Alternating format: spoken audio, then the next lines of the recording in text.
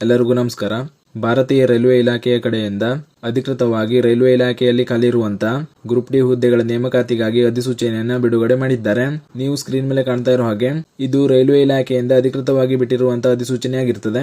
ಈ ನೇಮಕಾತಿಗೆ ಸಂಬಂಧಿಸಿದಂತೆ ಈ ಅಧಿಸೂಚನೆಯಲ್ಲಿ ತಿಳಿಸಿರುವಂತಹ ಪ್ರಮುಖ ಮಾಹಿತಿಗಳ ಬಗ್ಗೆ ತಿಳಿಸ್ಕೊಡ್ತಾ ಹೋಗ್ತೀನಿ. ಆಸಕ್ತಿ ಇರುವಂತಹ ಅಭ್ಯರ್ಥಿಗಳು ವಿಡಿಯೋನ ಪೂರ್ತಿ ನೋಡಿ ಮಾಹಿತಿಯನ್ನ ತಿಳ್ಕೊಳ್ಳಿ. ಮೊದಲನೇದಾಗಿ ಈ ನೇಮಕಾತಿಯಲ್ಲಿ ಒಟ್ಟು 21,997 ಹುದ್ದೆಗಳು ಖಾಲಿ ಇರ್ತವೆ. ಈ ಹುದ್ದೆಗಳಿಗೆ ಅರ್ಜಿ ಸಲ್ಲಿಸುವಂತಹ ಅಭ್ಯರ್ಥಿಗಳು ಕನಿಷ್ಠ 10ನೇ ತರಗತಿಯನ್ನ ಪಾಸ್ ಆಗಿರಬೇಕಾಗಿರ್ತದೆ. ನಂತರ ಈ ಹುದ್ದೆಗಳಿಗೆ ಅರ್ಜಿ ಸಲ್ಲಿಸುವಂತಹ ಅಭ್ಯರ್ಥಿಗಳಿಗೆ ಆನ್ಲೈನ್ ಮೂಲಕ ಅರ್ಜಿ ಸಲ್ಲಿಸುವ ಪ್ರಾರಂಭಿಕ ದಿನಾಂಕ 31 ಜನವರಿ 2026 ಆಗಿರ್ತದೆ. ನಂತರ ಅರ್ಜಿ ಸಲ್ಲಿಸಲು ಕೊನೆಯ ದಿನಾಂಕ 2 ಮಾರ್ಚ್ 2026 ಆಗಿರ್ತದೆ. ಆದ್ದರಿಂದ ಆಸಕ್ತಿ ಇರುವಂತಹ ಅಭ್ಯರ್ಥಿಗಳು ಈ ದಿನಾಂಕದ ಒಳಗಾಗಿ ನಿಮ್ಮ ಅರ್ಜಿಗಳನ್ನು ಸಲ್ಲಿಕೆ ಮಾಡಿಕೊಳ್ಳಿ. ನಂತರ ಈ ಹುದ್ದೆಗಳಿಗೆ ಅರ್ಜಿ ಸಲ್ಲಿಸುವಂತಹ ಅಭ್ಯರ್ಥಿಗಳಿಗೆ ಅರ್ಜಿ ಶುಲ್ಕ ಯಾವ ರೀತಿ ಇರಲಿದೆ ಅನ್ನೋದ್ರ ಬಗ್ಗೆ ನೋಡೋದಾದ್ರೆ, ಸಾಮಾನ್ಯವಾಗಿ ಎಲ್ಲಾ ಅಭ್ಯರ್ಥಿಗಳಿಗೆ 500 ರೂಪಾಯಿ ಅರ್ಜಿ ಶುಲ್ಕ ಇರುತ್ತೆ. ಆದರೆ SC ST ex service man PWD female ಹಾಗೂ ಟ್ರಾನ್ಸ್ಜೆಂಡರ್ ಅಭ್ಯರ್ಥಿಗಳಿಗೆ 250 ರೂಪಾಯಿ ಅರ್ಜಿ ಶುಲ್ಕ ಇರಲಿದೆ. ನಂತರ ಈ ಹುದ್ದೆಗಳಿಗೆ ಅರ್ಜಿ ಸಲ್ಲಿಸುವಂತಹ ಅಭ್ಯರ್ಥಿಗಳ ವಯೋಮಿತಿ ಬಗ್ಗೆ ಮಾಹಿತಿಯನ್ನು ನೋಡೋದಾದ್ರೆ, ಅರ್ಜಿ ಸಲ್ಲಿಸುವಂತಹ ಅಭ್ಯರ್ಥಿಗಳು ಕನಿಷ್ಠ 18 ವರ್ಷವನ್ನ ಹೊಂದಿರಬೇಕಾಗಿರ್ತದೆ ಹಾಗೂ ಗರಿಷ್ಠ 33 ವರ್ಷದ ಅಭ್ಯರ್ಥಿಗಳು ಅರ್ಜಿಯನ್ನು ಸಲ್ಲಿಕೆ ಮಾಡಬಹುದಾಗಿರುತ್ತದೆ. ಜೊತೆಗೆ ಈ ಹುದ್ದೆಗಳಿಗೆ ಅರ್ಜಿ ಸಲ್ಲಿಸುವಂತಹ ಅಭ್ಯರ್ಥಿಗಳಿಗೆ ವಯೋಮಿತಿ ಸಡಿಲಿಕೆ ಕೂಡ ನೀಡಲಾಗಿದೆ. OBC ಅಭ್ಯರ್ಥಿಗಳಿಗೆ 3 ವರ್ಷ ವಯೋಮಿತಿ ಸಡಿಲಿಕೆ ನೀಡಲಾಗಿದೆ. SC ST ಅಭ್ಯರ್ಥಿಗಳಿಗೆ 5 ವರ್ಷ ವಯೋಮಿತಿ ಸಡಿಲಿಕೆ ನೀಡಲಾಗಿದೆ.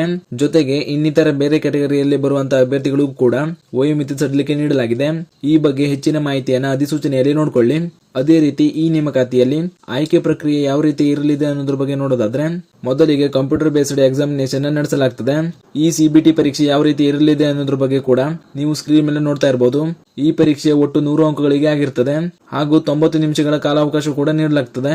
ಈ ರೀತಿ ನಿಮ್ಮ CBT ಎಕ್ಸಾಮ್ ನಡೆಸಲಾಗ್ತದೆ. ನಂತರ CBT ಪರೀಕ್ಷೆಯಲ್ಲಿ ಅರ್ಹತೆ ಪಡೆಯುವಂತಹ ಅಭ್ಯರ್ಥಿಗಳಿಗೆ 2ನೇ ಹಂತದಲ್ಲಿ ಫಿಸಿಕಲ್ ಟೆಸ್ಟ್ ನಡೆಸಲಾಗ್ತದೆ. ಈ ಫಿಸಿಕಲ್ ಟೆಸ್ಟ್ ನಲ್ಲಿ ಪುರುಷ ಅಭ್ಯರ್ಥಿಗಳಿಗೆ 35 kg ವೇಟ್ ನ ಹೊತ್ಕೊಂಡು 100 ಮೀಟರ್ ಡಿಸ್ಟೆನ್ಸ್ ನ 2 ನಿಮಿಷದಲ್ಲಿ ಕಂಪ್ಲೀಟ್ ಮಾಡಬೇಕಾಗಿರ್ತದೆ. ಜೊತೆಗೆ 1 ಕಿಲೋಮೀಟರ್ ರನ್ನಿಂಗ್ ಕೂಡ ಮಾಡಲಾಗ್ತದೆ. ಇದನ್ನ 4 ನಿಮಿಷ 15 ಸೆಕೆಂಡ್ ಅಲ್ಲಿ ಕಂಪ್ಲೀಟ್ ಮಾಡಬೇಕಾಗಿರ್ತದೆ. ಈ ರೀತಿ ಆಯ್ಕೆಯಾಗಿರುವಂತಹ ಪುರುಷ ಅಭ್ಯರ್ಥಿಗಳಿಗೆ ಫಿಸಿಕಲ್ ಟೆಸ್ಟ್ ನಡೆಸಲಾಗ್ತದೆ. ಅದೇ ರೀತಿ ಮಹಿಳಾ ಅಭ್ಯರ್ಥಿಗಳಿಗೆ 20 kg ವೇಟ್ ನ ಹೊತ್ಕೊಂಡು 100 ಮೀಟರ್ ನ 2 ನಿಮಿಷದಲ್ಲಿ ಕಂಪ್ಲೀಟ್ ಮಾಡಬೇಕಾಗಿರ್ತದೆ ಹಾಗೂ 1 ಕಿಲೋಮೀಟರ್ ರನ್ನಿಂಗ್ ಕೂಡ ಇರಲಿದೆ. ಇದನ್ನ 5 ನಿಮಿಷ 40 ಸೆಕೆಂಡ್ ನಲ್ಲಿ ಕಂಪ್ಲೀಟ್ ಮಾಡಬೇಕಾಗಿರ್ತದೆ. ಹೀಗೆ ಮಹಿಳಾ ಅಭ್ಯರ್ಥಿಗಳಿಗೆ ಈ ರೀತಿಯ ಫಿಸಿಕಲ್ ಟೆಸ್ಟ್ ನಡೆಸಲಾಗ್ತದೆ. ನಂತರ ಡಾಕ್ಯುಮೆಂಟ್ ವೆರಿಫಿಕೇಶನ್ ಹಾಗೂ ಮೆಡಿಕಲ್ ಟೆಸ್ಟ್ ನ ಮಾಡಲಾಗ್ತದೆ ಹಾಗೂ ಫೈನಲ್ ಮೆರಿಟ್ ಮೂಲಕ ಹುದ್ದೆಗಳಿಗೆ ಆಯ್ಕೆ ಮಾಡಲಾಗ್ತದೆ. ಈ ರೀತಿ ಹುದ್ದೆಗಳಿಗೆ ಆಯ್ಕೆಯನ್ನ ಮಾಡಲಾಗ್ತದೆ. ಆದ್ದರಿಂದ ಆಸಕ್ತಿ ಇರುವಂತಹ ಅಭ್ಯರ್ಥಿಗಳು ಕೊನೆಯ ದಿನಾಂಕದೊಳಗೆ ನಿಮ್ಮ ಅರ್ಜಿಯನ್ನ ಸಲ್ಲಿಕೆ ಮಾಡಿಕೊಳ್ಳಿ. ಹಾಗೂ ನಿಮಗೇನಾದ್ರೂ ಹೆಚ್ಚಿನ ಮಾಹಿತಿ ಬೇಕು ಅಂದ್ರೆ ಈ ನೋಟಿಫಿಕೇಶನ್ ನಮ್ಮ ಟೆಲಿಗ್ರಾಮ್ ಚಾನಲ್ ನಲ್ಲಿ ಹಾಕಿರ್ತೀನಿ, ಅಲ್ಲಿಂದ ಡೌನ್ಲೋಡ್ ಮಾಡಿ ನೋಡ್ಕೊಳ್ಬಹುದು. ಲಿಂಕ್ ನಾನು ಡಿಸ್ಕ್ರಿಪ್ಷನ್ ನಲ್ಲಿ ಹಾಕಿರ್ತೀನಿ, ನೋಡ್ಕೊಳ್ಳಿ. ಇದಿಷ್ಟು ರೈಲ್ವೆ ಇಲಾಖೆಯಲ್ಲಿ ಹೊಸದಾಗಿ ಕರೆದಿರುವಂತಹ ಗ್ರೂಪ್ ಡಿ ಹುದ್ದೆಗಳ ನೇಮಕಾತಿಗೆ ಸಂಬಂಧಿಸಿದಂತಹ ಪ್ರಮುಖ ಮಾಹಿತಿಗಳಾಗಿತ್ತು. ಈ ಮಾಹಿತಿಯನ್ನ ನಿಮ್ಮ ಸ್ನೇಹಿತರಿಗೂ ಶೇರ್ ಮಾಡಿ, ಅವರು ಕೂಡ ತಿಳಿಸಿ.